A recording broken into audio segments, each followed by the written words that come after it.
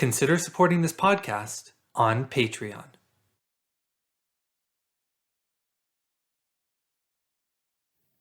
On this episode of the What is Asia podcast, I interview Yue Chen, a Chinese teacher and a former Ph.D. student at the University of Oregon, to discuss her research on the film and literature that was produced in Manchukuo, a puppet state of Japan that existed in the mid-20th century, located in Manchuria.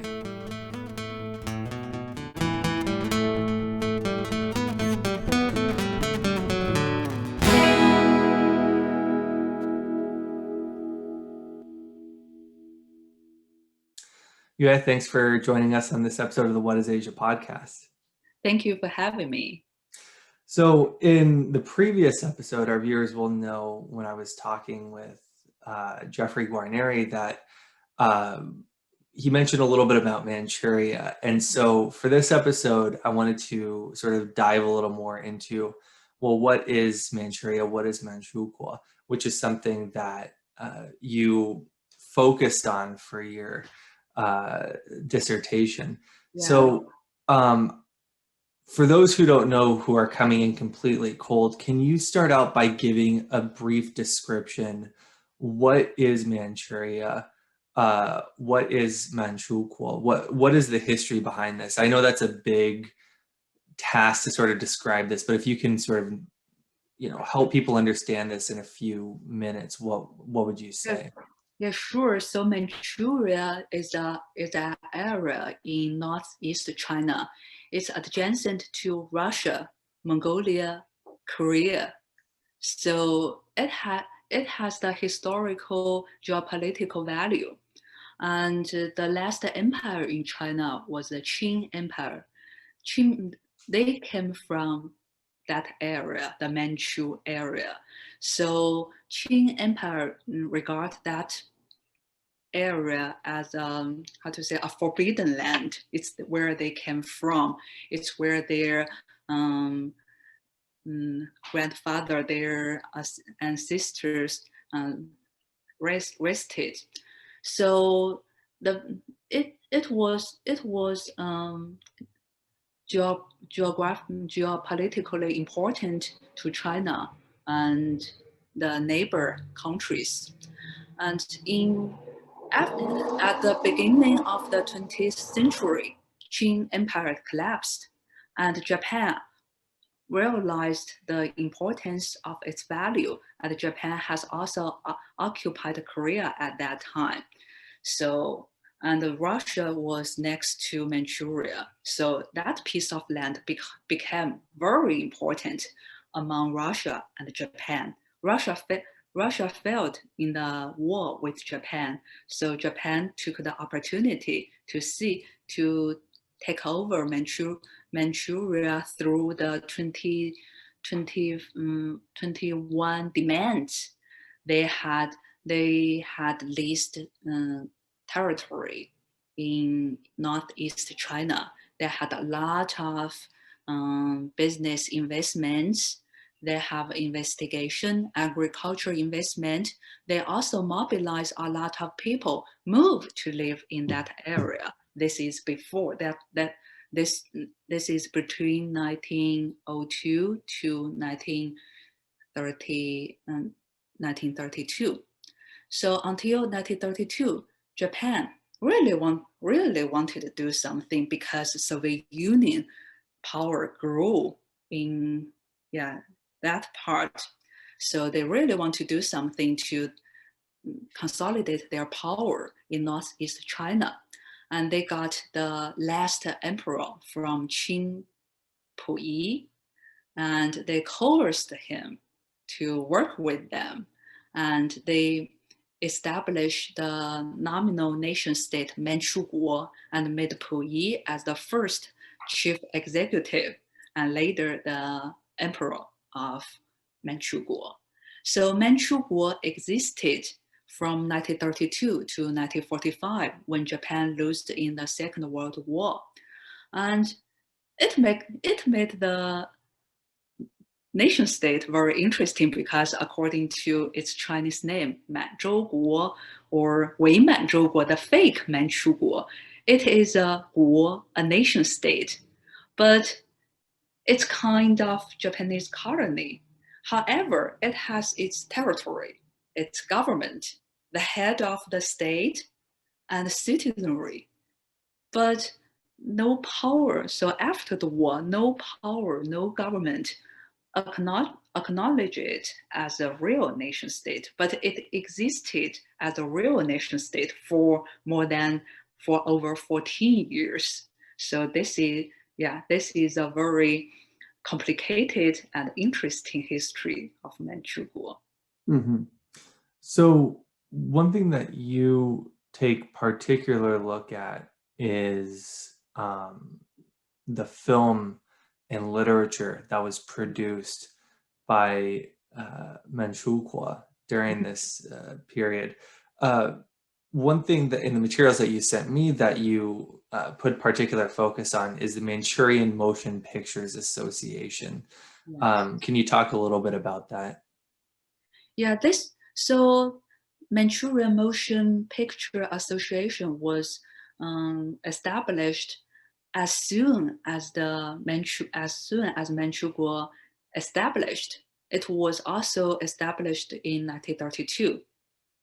So why it's so important for the new government or Japanese the Kwantung Army, who was the real ruler in Manchukuo? So why was it so important for those people to establish the film studio? And they invested a lot of money, so a lot of money. And this film studio can mobilize a lot of resource you cannot imagine. So for example, when Japan was in the war, they were they were short of everything. They were so busy of having battles with different enemies like the US, China, Soviet Union, or French people in East Asia. They in Japan they were short of everything. They didn't have any film for civilian use. But at that time, in Manchukuo, this film studio, they have people, money, and film. So that was why many Japanese filmmakers came to Manchukuo to work there, because only there they had the opportunity to continue their creative work, and they have real film to read to make film. So this is a and this film studio was established by Japanese companies and the Manchurian Railway Company, which is a major funder, and the Kwantung Army. So the background is very complicated, but gradually in the process of its development, the film studio switch their focus. So at the beginning, it was established for promote Japanese, the imperial propaganda is very obvious, right?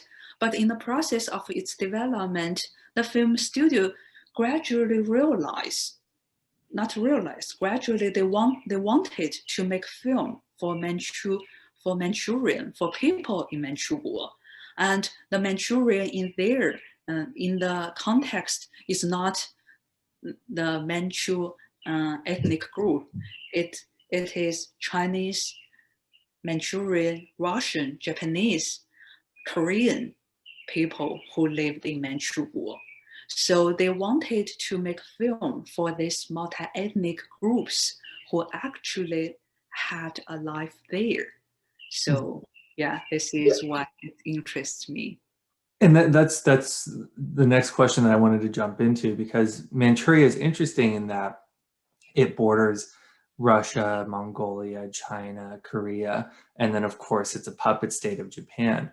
And reflected into that is this melting pot of different peoples and different cultures. It's a very transnational place, as you describe it. In film and literature, how is this transnational identity portrayed? Is it a positive portrayal? Is there stigmas around it? In general, how is this transnational identity talked about? Yes. So this is Manchukuo's distinction. So as you see, multi-ethnicity and multiculturalism is the essence of film, of Man-A film, the film made in Manchukuo. So you see, this is a nation state in Imperial Japan's control. But people actually lived on this land. They suddenly became people of Manchukuo. How do they understand this new identity? So just imagine you live in this city, and suddenly a group of people occupy this city and tell you, now you are not a citizen of the US, you are the citizen of LA. And you are, oh my God, what is a citizen of LA?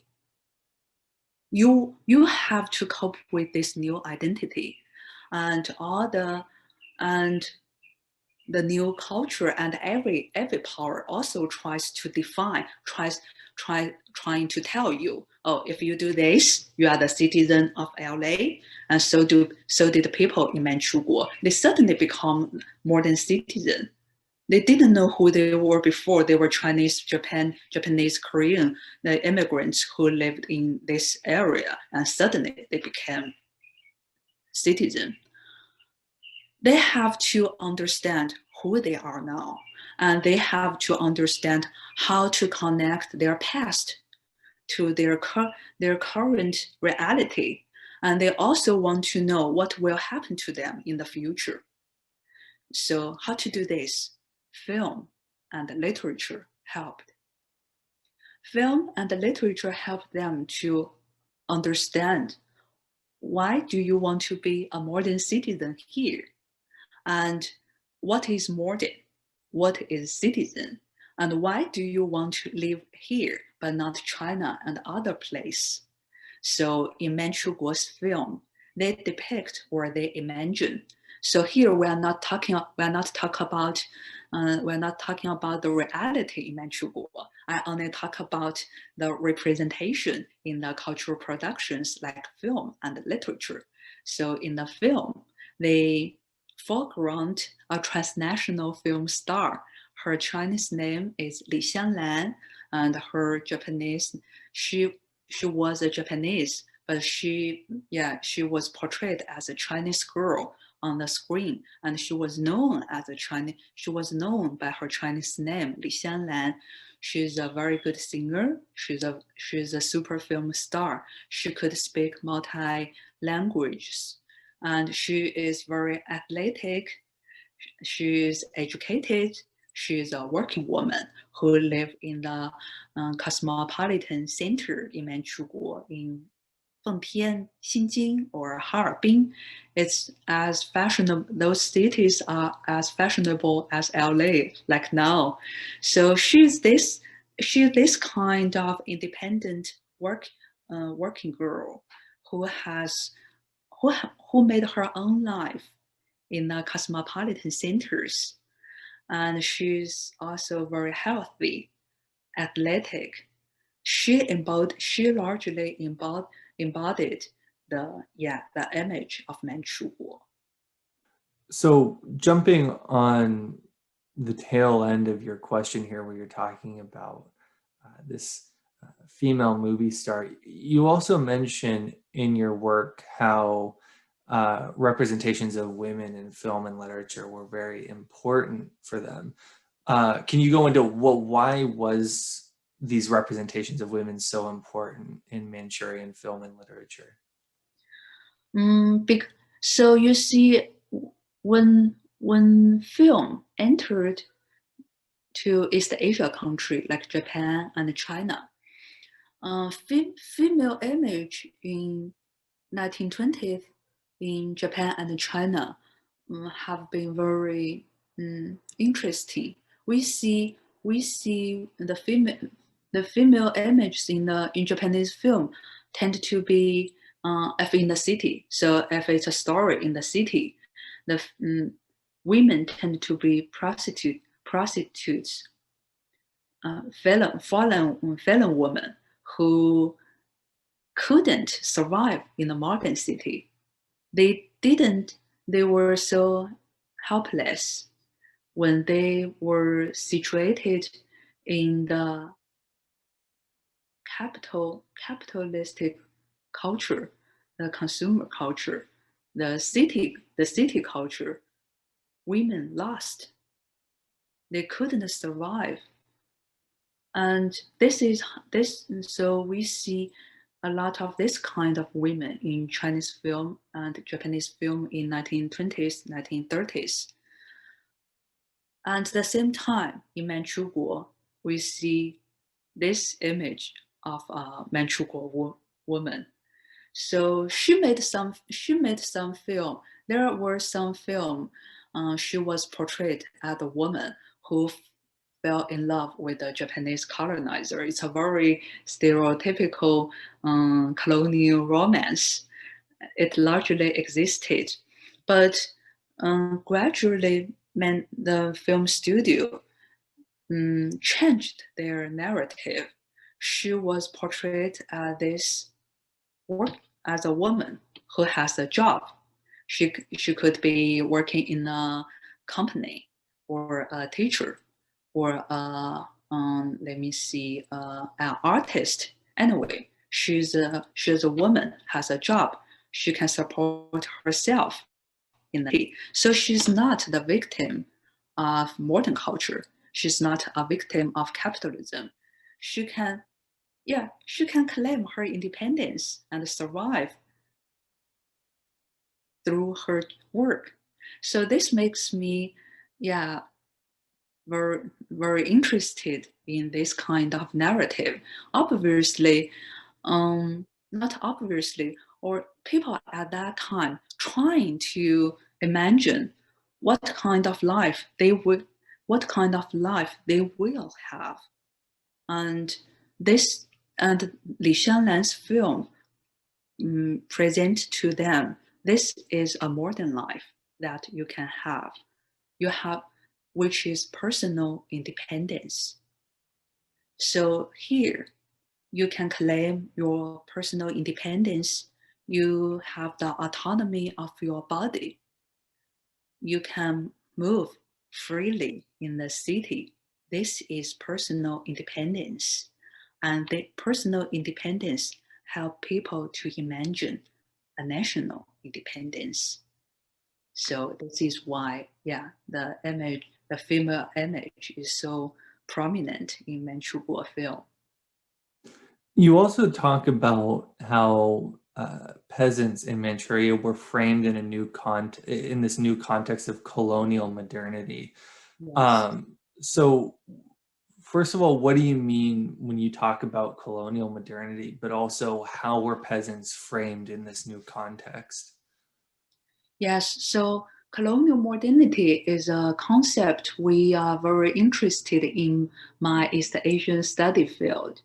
So, according to my understanding of this term, I think colonial modernity emphasizes some simultaneous happenings. So you see, colon, col- um, first, Manchukuo and China as let me see, semi-colonial country or area. There is a colonizer, Japan, control this area in the field of politics, economy, and the culture and everything. And they also have an army actually occupied a large part of China and Manchukuo. So this is their coloniality. At the same time, people people were resisting colonialism or working with them or trying to figuring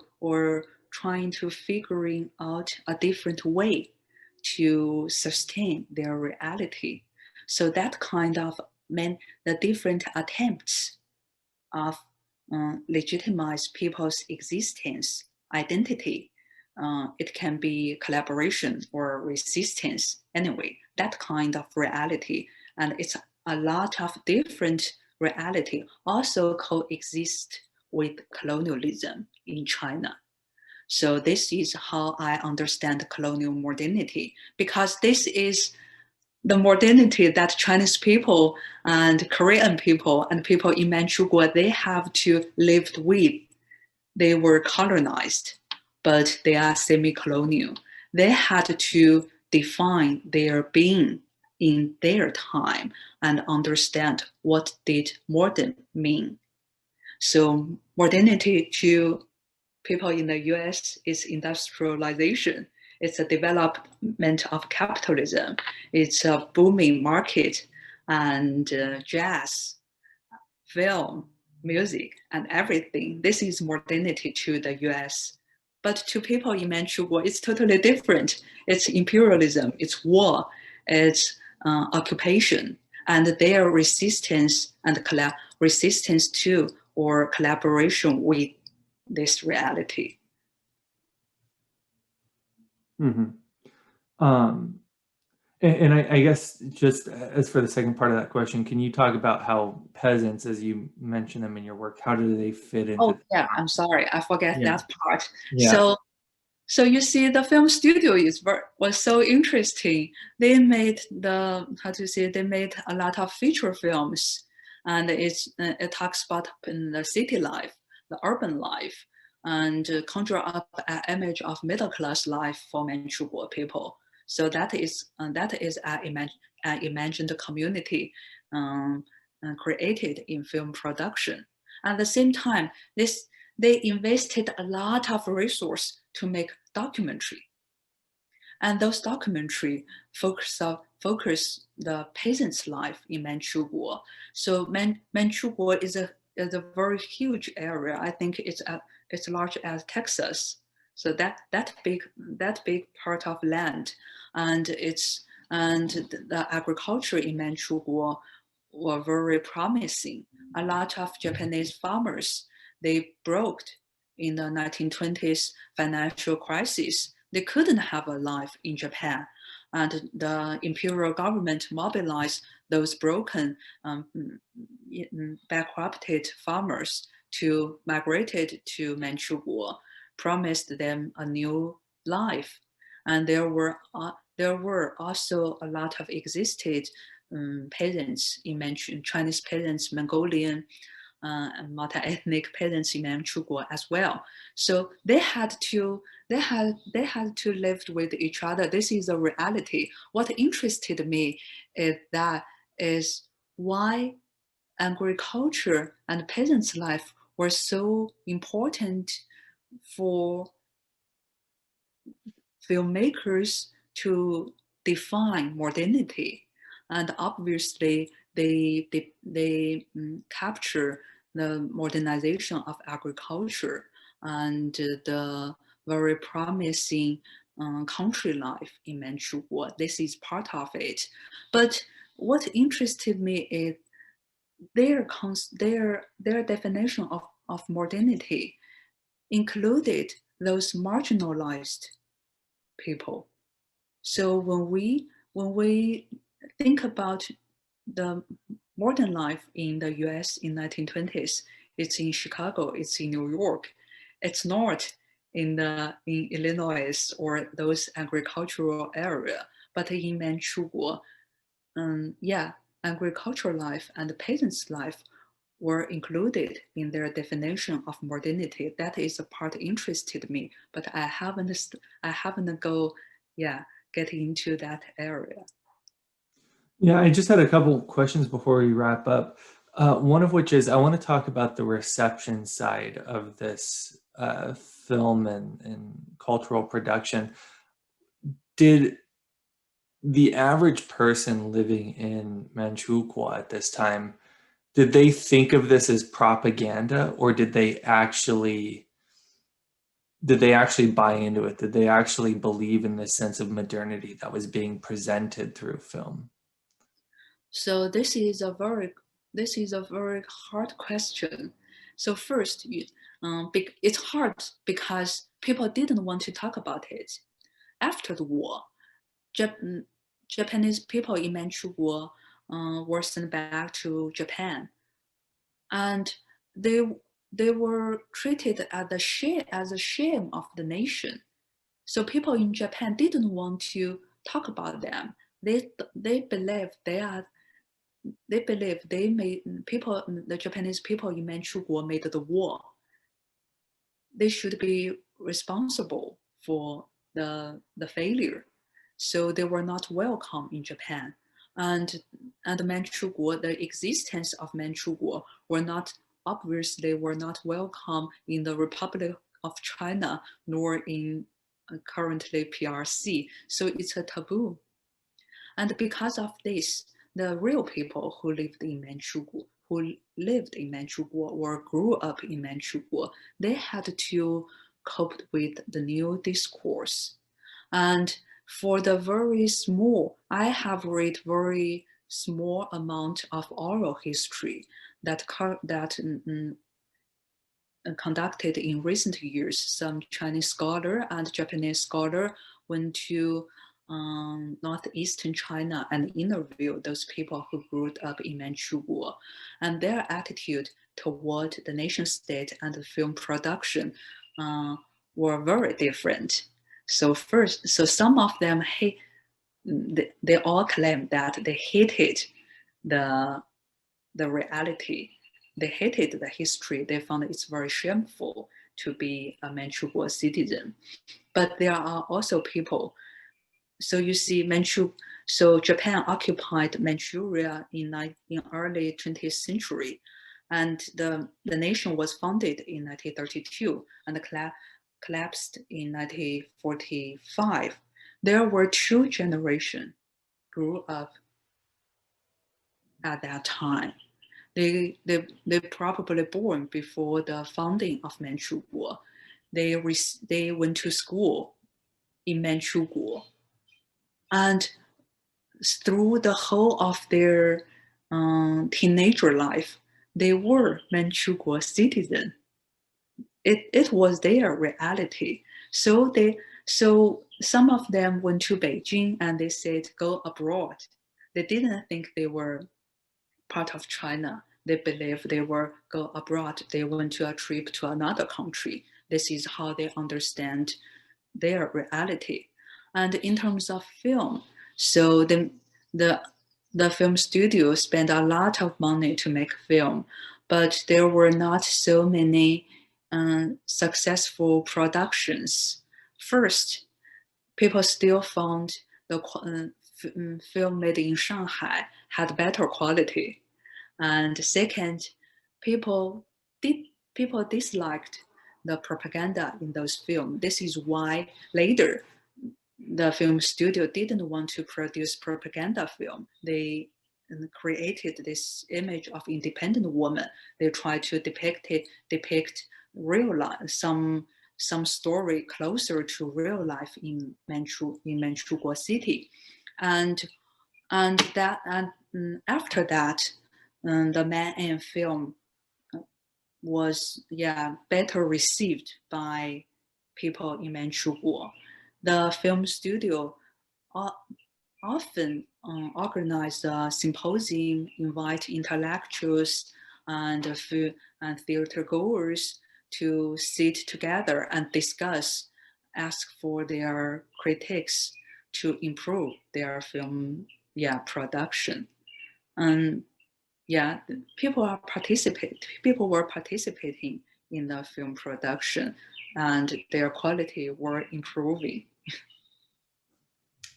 So my last question before we go is, if someone was listening to this and they want to know more about Manchuria or maybe film from this time period, what would be one or two books that you would recommend to someone? Books. So let me see. Um, my favorite book, film history book, is by Peter High. So he wrote, but it's a film history about Japanese film, and a large part of it talks about Manchukuo film production. And there were also Li Xianan's autobiography. She talked about her life in Manchukuo. And as you know, the last emperor Puyi. He worked with no he wrote his own autobiography, My Life, when he to talk about his life when he was the last emperor of Qing Empire, and his life in Manchukuo. I think those autobiography are very interesting, and they can be a very good approach. Okay, great. Well, Yue, thanks for joining us on this episode of the What is Asia podcast. Thank you. And for our audience, if you want to see more content, you can go to our YouTube channel, the What is Asia podcast, or you can go to nakotadefonso.com for more content. We'll see you in the next episode. Okay.